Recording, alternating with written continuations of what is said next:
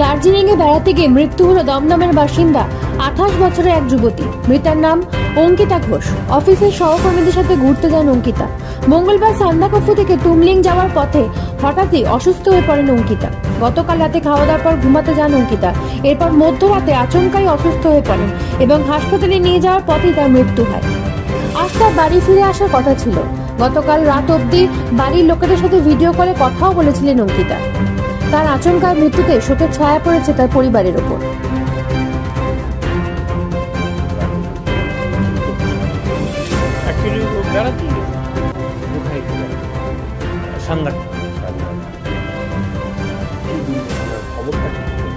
সান্দাকফু ওরা দেখে ওরা টুংলুতে ব্যাক করেছে, টুংলুতে স্টে করেছে। টুংলুতেই রাতে ডিনার করেছে। ডিনার করার পরে রাত 12:30 হয়তো